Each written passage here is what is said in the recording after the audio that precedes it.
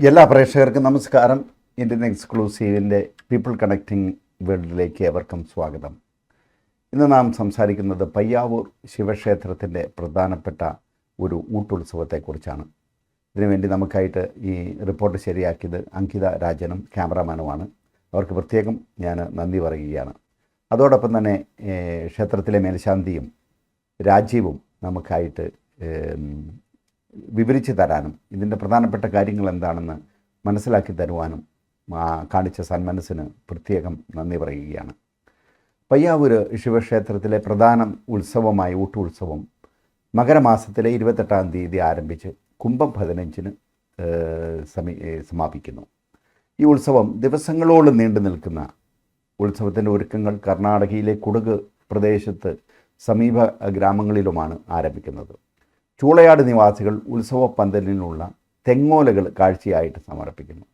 ഉത്സവത്തിൻ്റെ ആദ്യ ദിനത്തിൽ പയ്യാവൂർ കൈതപ്പുറം ദേശവാസികൾ ഊട്ടുകാഴ്ച സമർപ്പിക്കുന്നു. 3-ാം ദിനം കഞ്ഞിലേരി ദേശവാസികളും കുംഭം 9-ന് ചെടിശ്ശേരി ദേശക്കാരും ക്ഷേത്രത്തിൽ ഊട്ടുകാഴ്ച സമർപ്പിക്കുന്നു.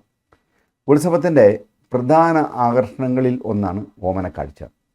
അതായത് ചൂളയാട് ഗ്രാമത്തിലെ നിവാസികൾ വാഴക്കുലകൾ ചുമന്ന് പയ്യാവൂർ ശിവക്ഷേത്രത്തിലേക്ക് 15 കിലോമീറ്റർ ദൂരം നടന്നെത്തുന്നു.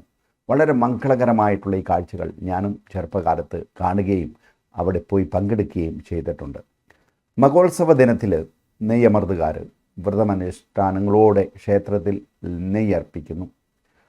ഉത്സവത്തിൻ്റെ അവസാന ദിവസം നെയ്യമർദ്ദുകാർ അവരുടെ കർമ്മങ്ങൾ കഴിഞ്ഞ ശേഷം ആണ് വീട്ടിലേക്ക് മടങ്ങുന്നത്. പയ്യാവൂർ ശിവക്ഷേത്രത്തിലെ ഈ ഉത്സവം മതസൗഹാർദ്ദത്തിൻ്റെ പ്രതീകമാണ്. എൻ്റെ ചെറുപ്പകാലങ്ങളിൽ ഞാൻ എല്ലാ ദിവസങ്ങളിലും തന്നെ വൈകുന്നേരം ഈ ഉത്സവത്തിന് പോകാറുണ്ടായിരുന്നു. കുടകിലെ ജനങ്ങളും കേരളത്തിലെ വിവിധ പ്രദേശങ്ങളിലെ ഭക്തരും തമ്മിൽ ഈ ഉത്സവത്തിൽ സജീവമായിട്ടുള്ള ഒരു സമ്പർക്കമാണ് നടത്തുന്നത്. ഈ പയ്യാവൂർ ഉത്സവത്തിൻ്റെ എല്ലാവിധ ആശംസകളും അനുഗ്രഹങ്ങളും എല്ലാ ഭക്തർക്കും നേരുകയാണ്.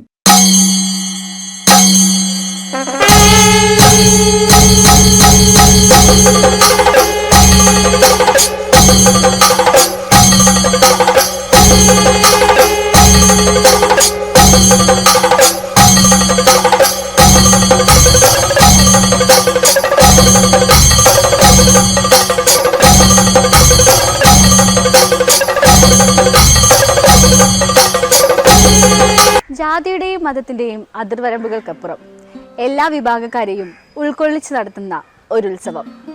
ആ ഉത്സവത്തിൽ മറ്റു സംസ്ഥാനക്കാരും ഉണ്ടെന്ന് കേട്ടാൽ നിങ്ങൾ വിശ്വസിക്കുമോ? അതെ, കേരളത്തിൽ ആകെ കർണാടക സംസ്ഥാനത്തുള്ള കുടക് ജില്ലക്കാർ ഒന്നിക്കുന്ന 2 ക്ഷേത്രങ്ങളാണുള്ളത്.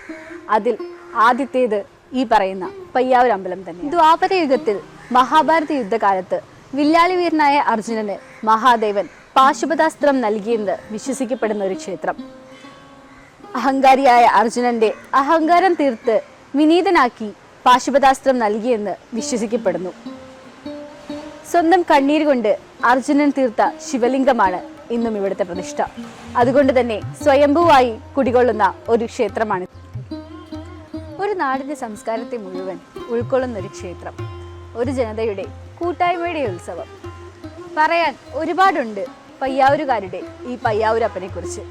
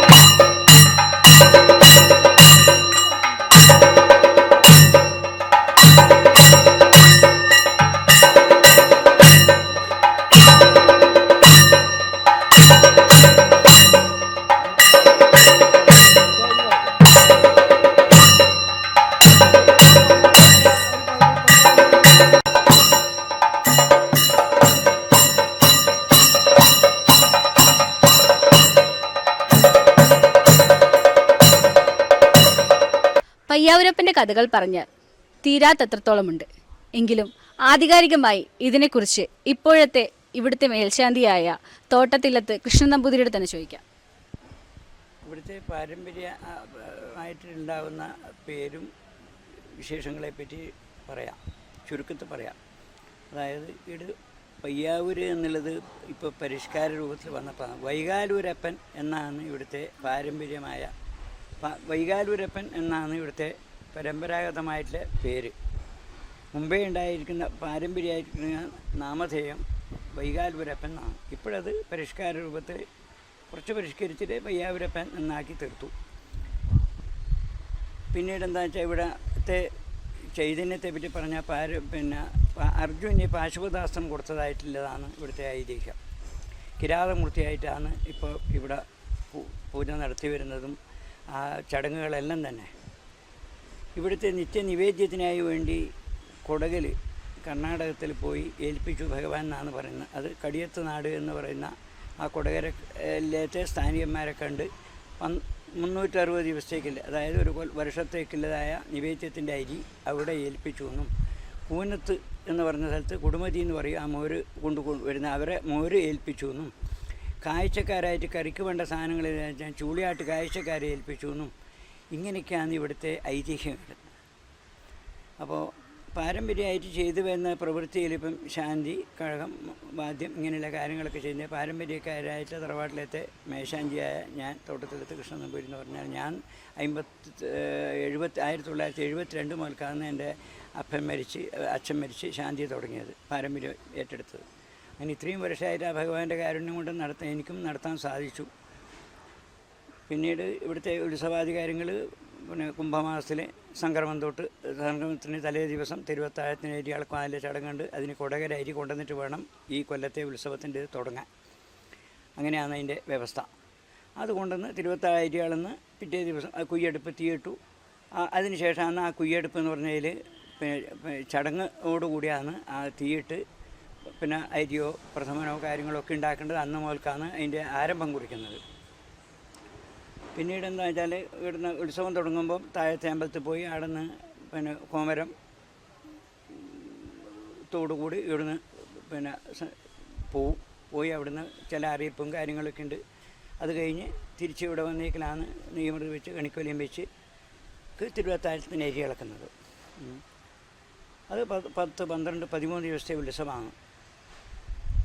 അന്ന് അതോടുകൂടെ 10-ാം തീയതി ആണ് ഇവിടുത്തെ പ്രധാനപ്പെട്ട ഉത്സവത്തിൻ്റെ ചടങ്ങിലത്തെ ഒരു ഭാഗം. അതായത് ചൂളിയാട്ട് കാഴ്ച വരുക, കുയ്യെടുപ്പ് നൃത്തം, നെയ്യമൃതകാരും ബാക്കിയുള്ളവരും ഒക്കെ നിൽക്കുന്ന ആ സമയത്ത് നെയ്യമൃതകാരടക്കമാണ് ഈ കുയ്യെടുപ്പിലത്തെ നൃത്തം. ആ സമയത്ത് തടമ്പ് എന്നഴിച്ച ആൾ ഭഗവാന്റെ സാമീപ്യത്തോടുകൂടെ ആടെ തിരുനൃത്തം ചെയ്തുകൊണ്ട് നിൽക്കുമ്പോഴാണ് ആ കുയ്യെടുപ്പിലെ കൂടെ നെയ്യമൃതകാരായിട്ടുള്ള ഭക്തന്മാർ കുയ്യെടുപ്പിച്ചാടുന്ന ഒരു ചടങ്ങ്. അപ്പോൾ അത്രയും കാര്യങ്ങൾ നമ്മളെ ഒരു പ്രത്യേകതയായിട്ടുള്ള ചടങ്ങാണ് ഇവിടുത്തെ ചടങ്ങ്. മറ്റെന്തെങ്കിലെ പോലെ അല്ല. ശിവക്ഷേത്രം നിലനിൽക്ക് ഇല്ലയിൽ എത്രയോ ഉപരി വ്യത്യസ്തതയിലാണ് ഈ പയ്യാവൂരപ്പൻ്റെ കാര്യത്തിൽ പറയാനുള്ളത്. പിന്നീട് അങ്ങനെ ഒരു പ്രധാനമായിട്ട് പറയേണ്ട വിഷയത്തിലെ ഭാഗം ആയി ഇത്. അപ്പോൾ ഈ അർജുനന് പാശുപതാസ്ത്രം കൊടുത്തു എന്ന് പറയുന്ന ആ ഒരു കഥ എന്താണെന്ന്? പാശുപതാസ്ത്രം കൊടുത്തു എന്നാണ് ഈ അർജുനൻ കോട്ട എന്ന് പറഞ്ഞൊരു സ്ഥലം വയറ്റൂരിനടുത്ത് ഇപ്പോൾ ഉണ്ട് അത്രേ. ആടുന്ന് വലിച്ചെറിഞ്ഞു എന്നും അത് വൈകാലൂര് നിലയിലക്കാണ് ഇവിടെ വന്ന് വീണു എന്നും അങ്ങനെയൊക്കെയാണ് ഇതിൻ്റെ ചരിത്രങ്ങൾ പറയുന്നത്. അതെ, തപസ് ചെയ്തു. അതെ ആ കൂളത്തിലെ കൊണ്ട് അർച്ചിച്ചു എന്നും അത് ഈ കാഞ്ഞിരത്തിനും കൂടെ ഒരു ഇതായിട്ട് കേൾക്കുന്നുണ്ട്. അത്രയേ പറയാൻ പറ്റുള്ളൂ. കാഞ്ഞിരത്തിൻ്റെ ഇല കൊണ്ടും അർച്ചിച്ചു എന്ന് പറയുന്നത് അതാണ്. ആ കാഞ്ഞിരത്തിന് കയ്പുണ്ടാവില്ല എന്ന് പറയുന്നുണ്ട് ഒരു പ്രത്യേക സമയങ്ങളിൽ എന്ന് പറയുന്നുണ്ട്. നമ്മൾ പരിശോധിക്കേണ്ട വിഷയമല്ല അത്. അങ്ങനെ എല്ലാവരും ഇതും കൂടെ കേൾക്കുന്നുണ്ട് ഐതിഹ്യം. അങ്ങനെ പാശുപതാസ്ത്രം ഇടുന്ന് കൊടുത്തതായ ആ സമയമായതുകൊണ്ടാണ് ഇവിടുത്തെ ഈ നെയ്യഭിഷേകം ആ ചൂട് തണുക്കാൻ വേണ്ടി ആ അർജുന് കൊടുത്ത ആ ഒരു തപസ്സിൻ്റെ കാട്ടാള വേഷം ധരിച്ച് കൊടുത്ത സമയത്തിൽ ഇതായതുകൊണ്ടാണ് ഇളനീര്, കളഭം, നെയ്യഭിഷേകം ചെയ്യുന്നതിൻ്റെ ഉദ്ദേശം ആ ചൂട് തണുക്കാനാണ്. കോവിലടിയാൻ എന്ന് പറഞ്ഞു. അടിയാൻ എന്നൊരു പേര് ഇപ്പോൾ പറയുന്നതുകൊണ്ട് തെറ്റില്ലെങ്കിലും അവരുടെ പാരമ്പര്യത്തിൻ്റെ പേരാണല്ലോ അത്. കോവിലടിയാൻ വന്നു, അമ്പണച്ചു. അവർ ഇവിടെയൊക്കെ ഈ പ്രദേശം മുഴുവൻ കാടായതിന് അതിൻ്റെ ഉള്ളിൽ നിന്നാണ് ഇത് കൊത്തിയെടുക്കുമ്പോൾ ഇപ്പോഴും ആ ഒരു പൊട്ടുണ്ട്. അതിൻ്റെ മുകളിൽ വെച്ച് കത്തി കൊണ്ട് കൊത്തുമ്പോൾ പൊട്ടിയ പൊട്ട് എന്നാ പറയുന്നത്. പൊട്ട കഴിഞ്ഞുണ്ട്, കത്തി കൊണ്ട് കൊത്തതാണെന്നാണ് പറയുന്നത്. കൊത്തുമ്പോൾ പൊട്ട് രക്തം കണ്ടുവെന്നും, അമ്പണച്ചു രക്തം കണ്ടുവെന്നും, രക്തം കണ്ടപ്പോൾ പുതിയടുത്ത് വീട്ടിലില്ല അവരെ വിളിച്ച് കൂട്ടിക്കൊണ്ടുവന്ന് അവർ പച്ച ചെപ്പ് കുത്തി പന്തലിട്ടു. ഇതൊക്കെയാണ് ഇതിൻ്റെ ചരിത്രങ്ങൾ, കേട്ട ചരിത്രങ്ങൾ. ഈ അമ്പലത്തിന്റെ മേൽക്കൂര ഇല്ല എന്ന് ഞാൻ കേട്ടിട്ടുണ്ട്. മേൽപ്പുരി ഇപ്പോഴും മേൽപ്പുരിയില്ല, കാണാൻ മാത്രമേ മേൽപ്പുരയുള്ളൂ. മേലെ നിന്ന് വെയിലും മഴയും കൊള്ളുന്ന അവസ്ഥയാണ് ഇപ്പോഴും അവിടെ ഉള്ളത്. ആ ഒഴിവ് സ്ഥലം കാണുന്നത് അതാണ്. അതെ, ഇപ്പോഴും അതെ. അവിടെ രണ്ടും വേണം, വെയിലും മഴയും കൊള്ളണം, മഞ്ഞും കൊള്ളണം. അതാണ് എൻ്റെ. മഴ കൊള്ളുമ്പോൾ പിന്നെ മഞ്ഞും ഇതുണ്ടാവില്ല, തുറന്ന സ്ഥലമാകുമ്പോൾ. ഇതാണ് അതിൻ്റെ അവസ്ഥ, ഇവിടുത്തെ സ്ഥിതി. അതാണ് ഒരു വ്യത്യസ്ത രീതിയിലാണെന്ന് പറയാൻ. വെയിലും മഴയും കൊണ്ടുവിടാത്തത് പല ക്ഷേത്രങ്ങളിലും ഉണ്ട്. അയ്യപ്പനായാലും സ്വയംഭൂ ആണെങ്കിൽ വെയിലും മഴയും കൊള്ളണം എന്നെല്ലാം ഉണ്ട്. അതൊരു സുശീലെങ്കിലും ഉണ്ടാവും അവിടെ ക്ഷേത്രത്തിൽ മേലെ ഒഴിവ്, അടഞ്ഞു നിൽക്കാൻ പാടില്ല എന്നില്ല. വീട് അതിലും പ്രത്യേകതയായിട്ടുള്ളതാണ് ഇത്. ഈ അർജുൻ്റെ വാസോദാവസ്ഥം കൊടുത്തു ആ മധ്യാഹ്നത്തിൽ ആ ചുടല നിർത്താന്ന് ആ സങ്കല്പം, ഈ ഉച്ചക്കത്തേത് 10-ാം തീയതി. അതെ അതെ അതെ അതെ അതെ. അതുപോലെ തന്നെ അത് പ്രധാനപ്പെട്ടൊരു വഴിപാടാണ് എടുത്തത് അടപ്രഥമൻ. അടപ്രഥമൻ എന്തിൻ്റെ ഇതിലാണ് ഇവിടെ അടപ്രഥമൻ ഉദ്ദേശിക്കുന്നത്? ഇപ്പം അതിൻ്റെ സങ്കല്പം അടപ്രഥമൻ വെക്കുന്നത് ഈ കാട്ടാള വെച്ച് വേട്ടയാടി കൊണ്ടുവന്ന മാംസകഷ്ണമായിട്ടാണ് സങ്കല്പിക്കുന്നത്. അതാണ് ഇതിൻ്റെ അകത്തേക്ക് അത് കൊണ്ടുപോയി നിവേദിച്ചില്ല ദേവന്. അതാണ് അത് ഇവിടെ മുമ്പിൽ വെച്ച് ആ സമയത്ത് അതിൻ്റെ വകയായിട്ട് ഒരു പായസം ഇതിൻ്റെ അകത്ത് നിന്ന് ഉണ്ടാക്കിയിട്ട് ഭഗവാന് നിവേദ്യം കഴിക്കണം. അകത്ത് ശ്രീകലകത്ത് കഴിക്കണം. അത് ഇതവിടെ കൊണ്ടുവന്നാലേ അത് കഴിക്കൂ. ശ്രീകോവിലിനകത്തേക്ക് ഈ പറയുന്ന ഒന്നും കൊണ്ടുപോകില്ല, ഈ പറഞ്ഞ സാധനം കൊണ്ടുപോകില്ല. ആക്കി കൊണ്ടുവന്ന് കഴിഞ്ഞാൽ ഇവിടെ വെക്കും. അത് വെച്ച് കഴിഞ്ഞാൽ അത് ഇളക്കി അവിടെ വെക്കുന്ന ഒരു സമ്പ്രദായം ഉണ്ട്. അതവിടെ വെച്ച് കഴിഞ്ഞാൽ അതിൻ്റെ സങ്കല്പങ്ങളായി അവിടെ ഭഗവാന് സമർപ്പിച്ചു. അന്നേരമാണ് ഈ അകത്ത് പൂജ നടക്കുന്നത്. ആ പൂജയ്ക്ക് ഇതിൻ്റെ വകയായിട്ടൊരു പായസം നിവേദ്യം കഴിക്കണം. ആ നിവേദ്യം കഴിച്ച് വന്ന് എങ്കിൽ മാത്രം ആ സോമാന മണിയടിച്ച് ഇനി പ്രത്യേകിച്ച് പാചകം ചെയ്യാൻ ഇനി ഒരു കുടുംബക്കാർ മുമ്പ് വരുമ്പോൾ എല്ലാറ്റിനും ഇതിൻ്റെ വ്യവസ്ഥകളുണ്ടായിരുന്നു ഒരു കാലഘട്ടത്തിൽ. എല്ലാറ്റിനും ഇപ്പോഴും പിന്നെ ഉണ്ട്, അത്രയേ ഉള്ളൂ. ഉത്സവത്തിൻ്റെ ഓരോ ചടങ്ങുകളും കൈകാര്യം ചെയ്യാൻ ഓരോ വിഭാഗക്കാരെ ഉണ്ടായിരുന്നു. അങ്ങനെ എല്ലാറ്റിനും ഓരോന്നിനും ആൾക്കാരുണ്ട് പ്രത്യേകം. അതായത് ഇപ്പം അമ്പണച്ചു എന്നും പുതിയടുത്ത് വീട്ടിൽ പോയി അവരെ ഏൽപ്പിച്ചു എന്നും ഈ പന്തലിട്ടു എന്നും ഇതൊക്കെ അവർക്കും ഇന്നിപ്പോൾ ഇവിടെ ചില ആധികാരികമായ ചില പ്രവൃത്തികൾക്ക് അവർ വേണം.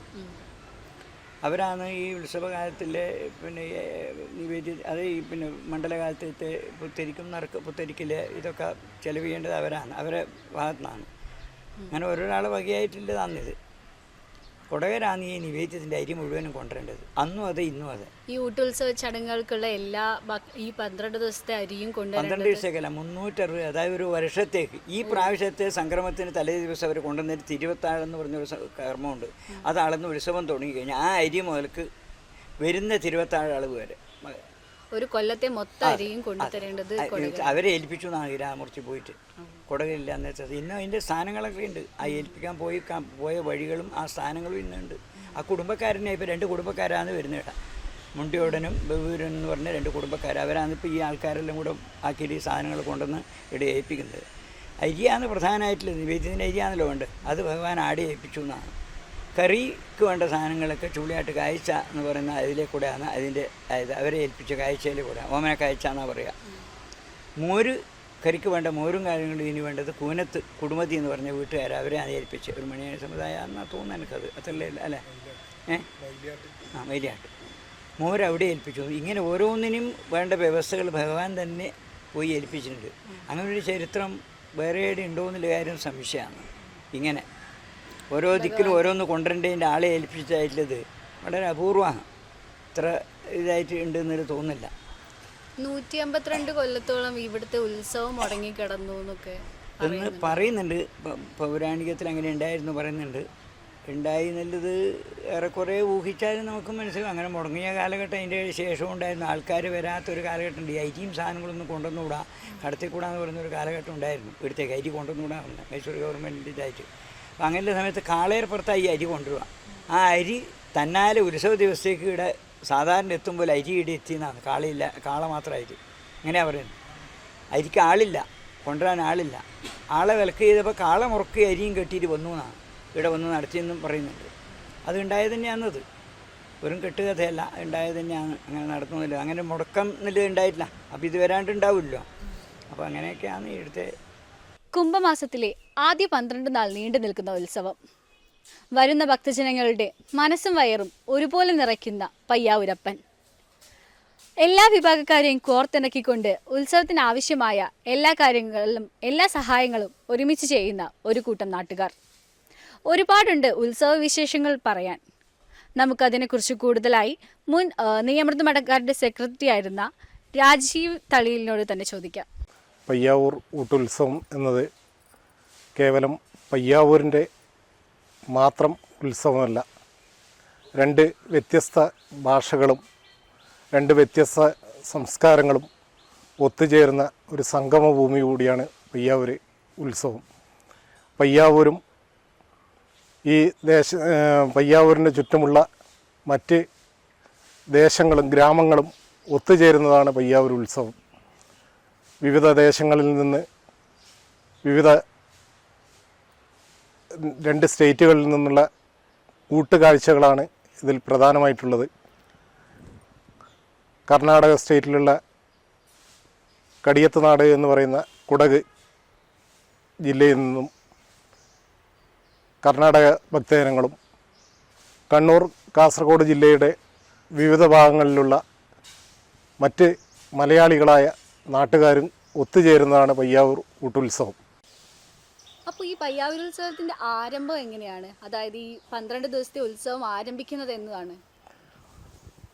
കുംഭസംക്രമത്തിന് തലേന്ന് കുടക് നാട്ടിൽ നിന്നുള്ള ഭക്തജനങ്ങൾ കാളപ്പുറത്ത് രാവിലെ ഉത്സവം തുടങ്ങുന്നതിൻ്റെ കുംഭസംക്രമത്തിന് തലേന്ന് കാളപ്പുറത്ത് അരിയുമായി വരികയും ക്ഷേത്രം അധികൃതർ ഭക്തജനങ്ങളും ഈ കുടക് ഭക്തജനങ്ങളെ ഈ കാളകളെയും സ്വീകരിച്ച് നമ്മളെ താഴത്തെ അമ്പലത്തിൽ 3-ാമൻ്റെ കൊട്ടാരവാതുക്കൽ അരിചരിയും.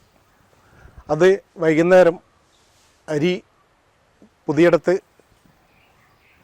തറവാട്ടുകാരുടെ പന്തലാങ്കോലയാൻ എന്ന സ്ഥാനിക പേരിൽ അറിയപ്പെടുന്ന പുതിയടത്ത് തറവാട്ടുകാരുടെ നേതൃത്വത്തിൽ അളന്ന് മാറ്റുകയും അത് താഴത്തെ 3-ാമൻ്റെ കൊട്ടാരത്തിൽ നിന്നും കലവറയിലേക്ക് മേലെ അമ്പലത്തിലേക്കുള്ള കലവറയിലേക്ക് മാറ്റുകയും ചെയ്യും. അതിനുശേഷം കോമരത്തച്ഛനും.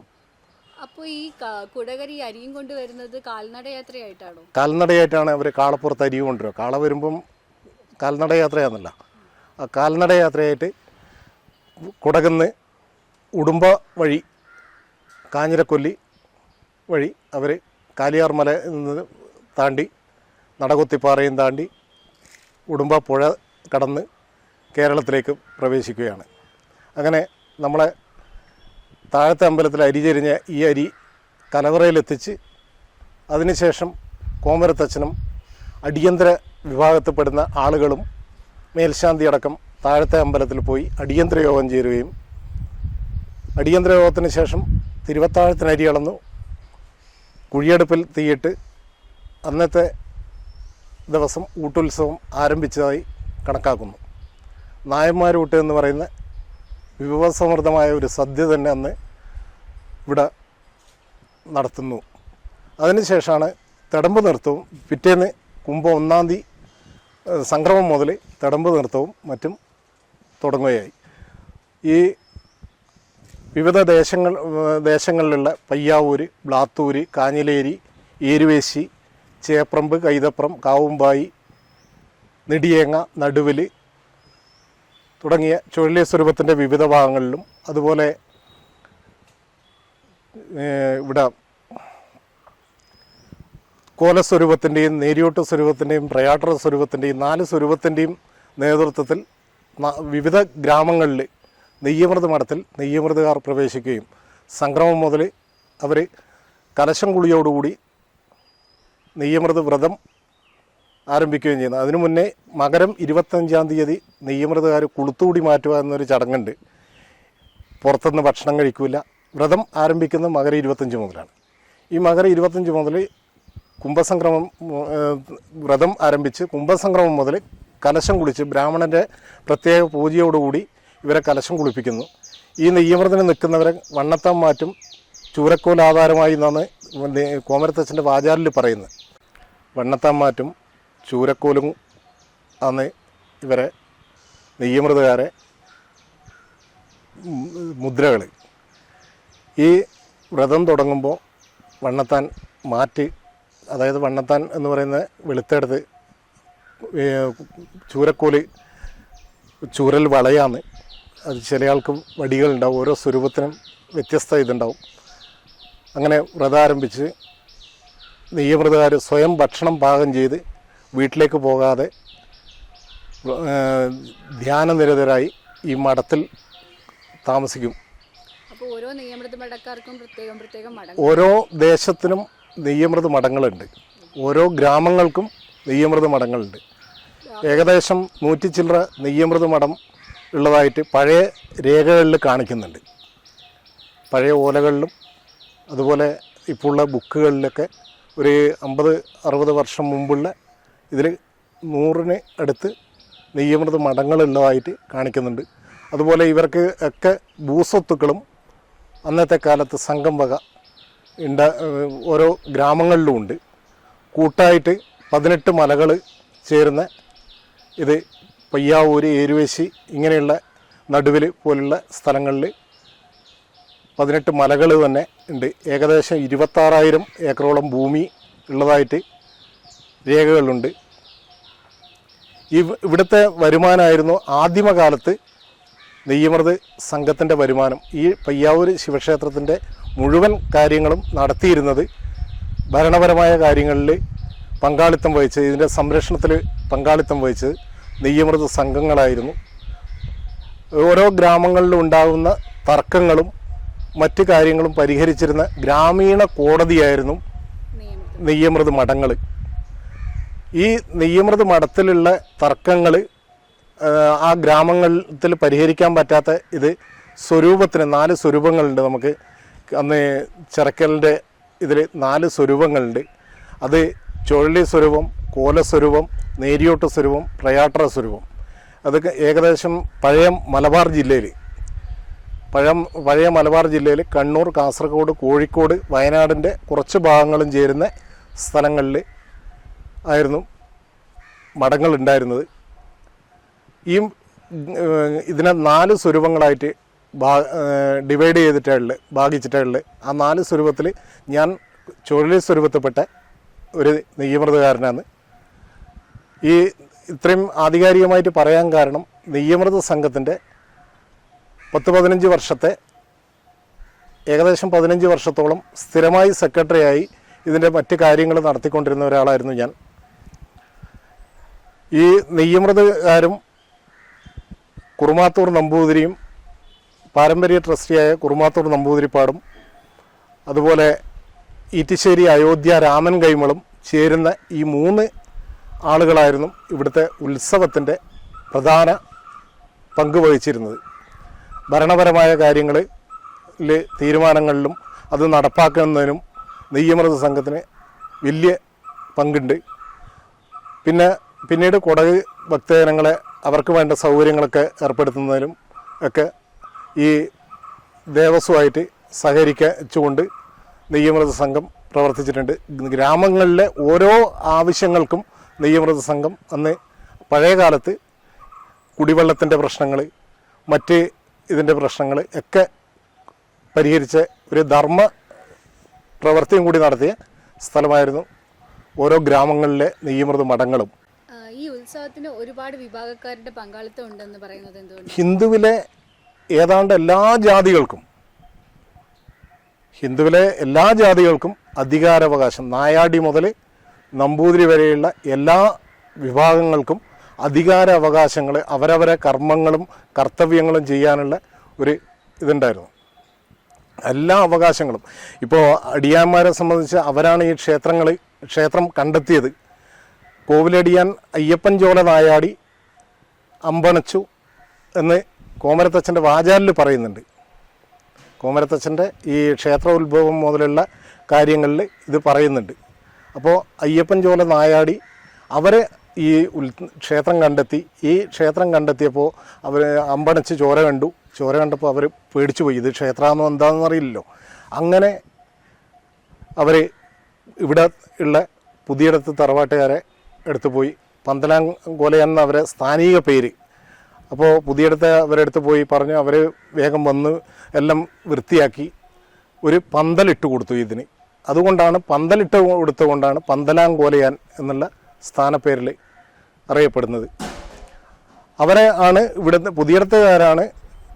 പുതിയടത്ത് തറവാട്ടുകാരാണ് ഇവിടുത്തെ അരിയളവ് മുതൽ അങ്ങോട്ടുള്ള കാര്യങ്ങൾ ചെയ്യുന്നത്. അവർക്ക് ഒരുപാട് അവകാശങ്ങളുണ്ട്. ഇടിയാന്മാരും അതിനുശേഷം തീയ സമുദായത്തിൽപ്പെട്ടവരാണ് ഇവിടുത്തെ വേണ്ട കാഴ്ചകളായിട്ട് കറി സാധനങ്ങളായാലും മറ്റ് പഴങ്ങളായാലും എത്തിക്കുന്നത്, ഊട്ടിന് വേണ്ട പഴങ്ങളായാലും എത്തിക്കുന്നത് തീയ സമുദായക്കാരാണ്.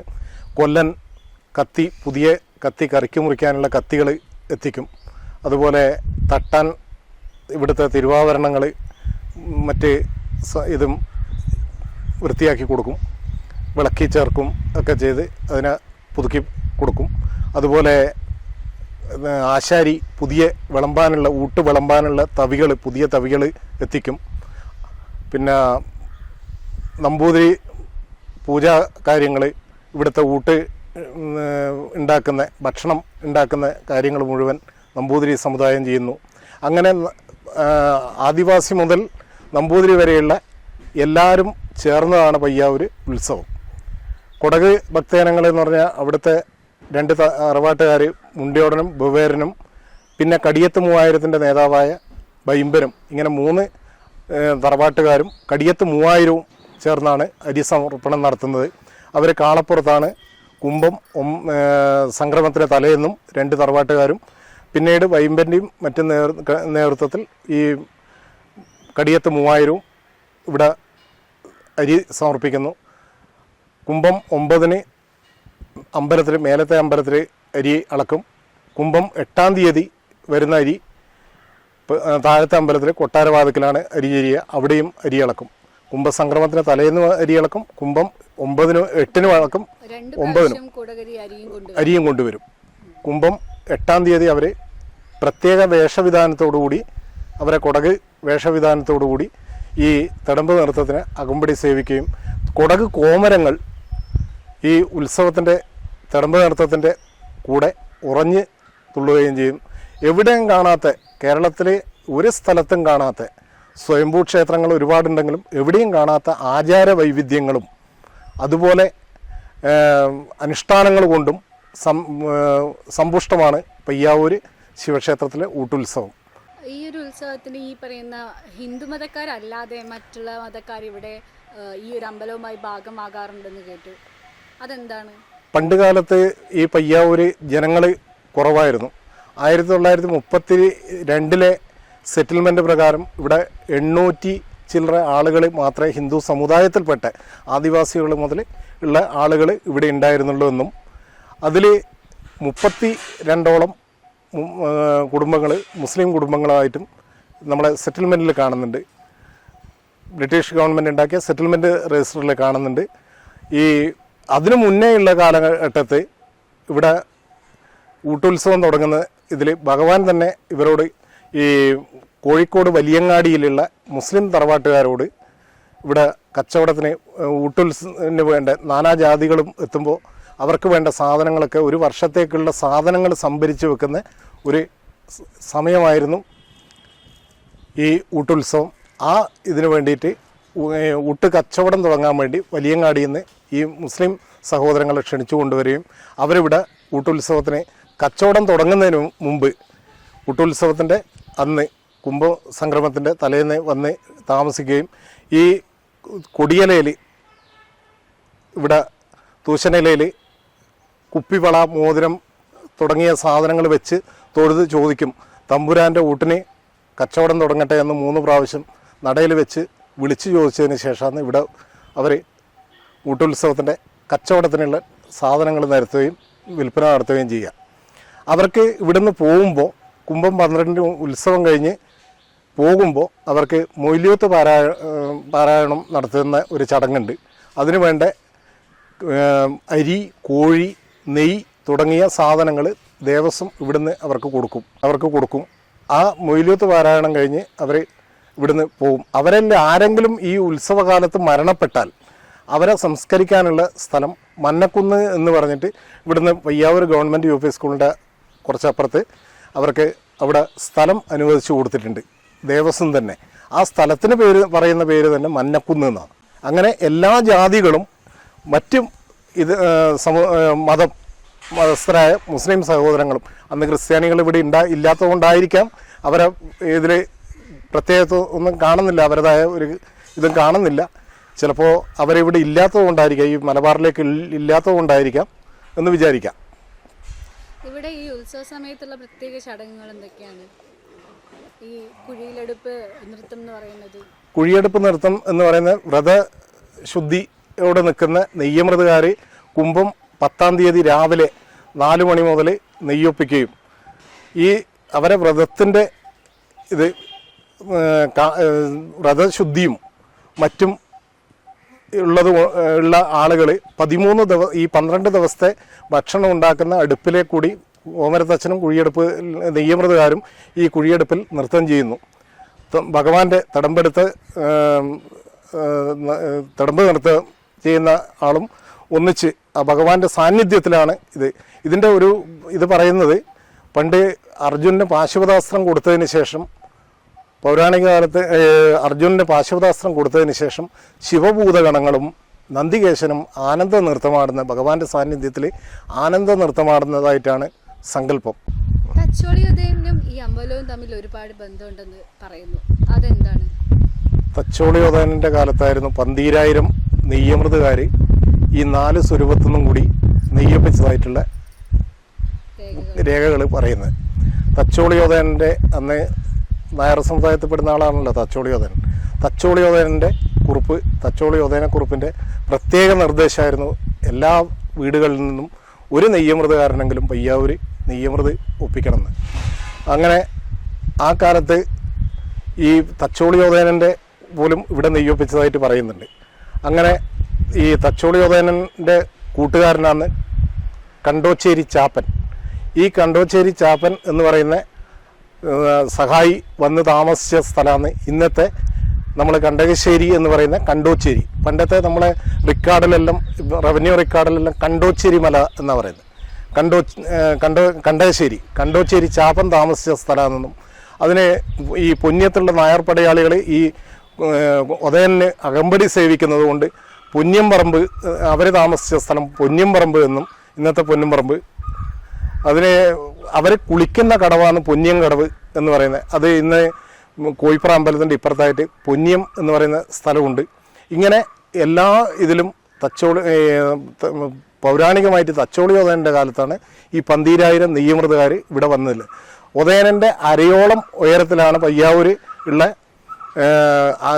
ഇപ്പോഴത്തെ NSSൻ്റെ ഓഡിറ്റോറിയം, മിനി ഓഡിറ്റോറിയമായിട്ട് സ്ഥിതി ചെയ്യുന്ന അവിടെ ഒരു ആലായിരുന്നു പണ്ട്, ആൽത്തറ.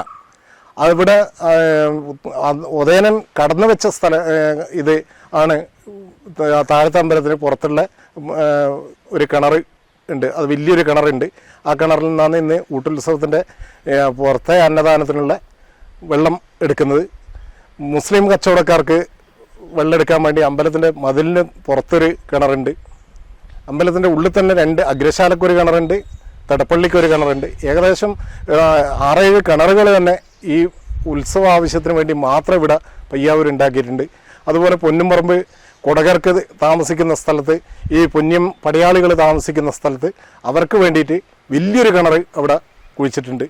അതെല്ലാം ദേവസ്വം നടത്തിയ എല്ലാ നാട്ടിലുള്ള എല്ലാ സമുദായങ്ങൾക്കും എല്ലാ ജനങ്ങൾക്കും ഈ ഒരു അത്താണിയായിരുന്നു ഒരു കാലത്ത് പയ്യാവൂർ ശിവക്ഷേത്രം. പയ്യാവൂർ തറക്കുമീത്തിൽ തീരാത്ത പ്രശ്നം കളരിയിൽ വെച്ചേ തീരുമെന്നൊരു പഴമൊഴി പോലും നമുക്ക് നമ്മുടെ നാട്ടിൽ പ്രചാരത്തിലുണ്ട്. ഒരു സുപ്രീം കോടതി എന്ന രീതിയിലായിരുന്നു പണ്ട് ഈ ശിവക്ഷേത്രത്തെ കണ്ടിരുന്നത്. അതെ അതെ, അതിൻ്റെ ഒരു ഇതാണ്. ഗ്രാമങ്ങളിലെ കോടതികളായിരുന്നു, ഗ്രാമീണ കോടതിയായിരുന്നു മഠങ്ങൾ, നെയ്യമൃത് മഠങ്ങൾ. അവിടുത്തെ കാരണവന്മാരും നെയ്യമൃതകാരും അന്ന് ഈ വാദീനെയും പ്രതിനെയൊക്കെ വിളിച്ച് അവിടെ തീരാത്ത വിഷയം സ്വരൂപത്തിന് വിടും. സ്വരൂപത്തിന് വിട്ടു. സ്വരൂപത്തിലും തീരാത്ത വിഷയം പയ്യാവൂർ തറക്കുമീത്തിൽ വെച്ചാണ് പരിഹരിക്കുക. ഇന്ന് നെയ്യമൃത സംഘത്തിൻ്റെ പൗരാണിക രേഖകളിലും ഇപ്പോൾ ഉള്ള രേഖകളിലും എഴുതി വെക്കുന്ന പയ്യാവൂർ തറക്കുമീത്തൽ, പയ്യാവൂർ ശിവക്ഷേത്രം എന്നല്ല പറയുന്നത്, പയ്യാവൂർ തറക്കുമീത്തലായിട്ട് ഇപ്പം നമ്മൾ കേൾക്കുന്ന ഒരു ക്ഷേത്രമുള്ളത് വലിയ നമ്മളെ മലബാറിൽ തന്നെ കേൾക്കുന്ന ഒരു ക്ഷേത്രം മുണ്ടയാമ്പറമ്പ് തറക്കുമീത്തൽ ഭഗവതി ക്ഷേത്രം. ഉച്ച കഴിഞ്ഞാൽ ആ പേര് പറയില്ല എന്നൊക്കെയാണ് പറയുന്നത്. അങ്ങനെയാണ് കേൾക്കുന്നത്. പയ്യാവൂർ തറക്കുമീത്തിൽ വെച്ച് തീരാത്ത പ്രശ്നം. പിന്നെ അംഗം പൊയ്തിട്ട് തീർത്തുക 2-1 എന്നുള്ള കണക്കാണ്. അംഗക്കളരിയിൽ പൊയ്ത്തൽ മാത്രമാണ് പരിഹരിക്കുക. 1000 ആണ്ടുകളുടെ പാരമ്പര്യം ഉറങ്ങുന്ന ഒരു ക്ഷേത്രമാണ് പയ്യാവൂർ അമ്പലം എന്ന് പറയുന്നത്. വീണ്ടും ഒരു ഉത്സവകാലം കൂടി വരികയാണ്. സഹസ്രാബ്ദങ്ങളുടെ പാരമ്പര്യം ഉറങ്ങുന്ന ഒരു ക്ഷേത്രം. മനുഷ്യനെ മനുഷ്യനായി കണ്ട് ഒത്തൊരുമയോടെ ഒരു കൂട്ടം ജനങ്ങളുടെ ഉത്സവകാലം. വീണ്ടും ഒരു കുംഭമാസം വരികയാണ്. പയ്യാവൂരിന്റെ മണ്ണിലേക്ക് നിങ്ങൾ ഏവരെയും ഉത്സവത്തിനായി ക്ഷണിച്ചുകൊണ്ട് ഇന്നത്തെ ഈ ഒരു സെഷൻ ഇവിടെ അവസാനിപ്പിക്കുന്നു. കൂടുതൽ വിശേഷങ്ങളും കണ്ടെത്തലുകളും അറിയുവാൻ ഇന്ത്യൻ എക്സ്ക്ലൂസീവ് ചാനൽ സബ്സ്ക്രൈബ് ചെയ്യൂ. Indian exclusive discoveries of the world.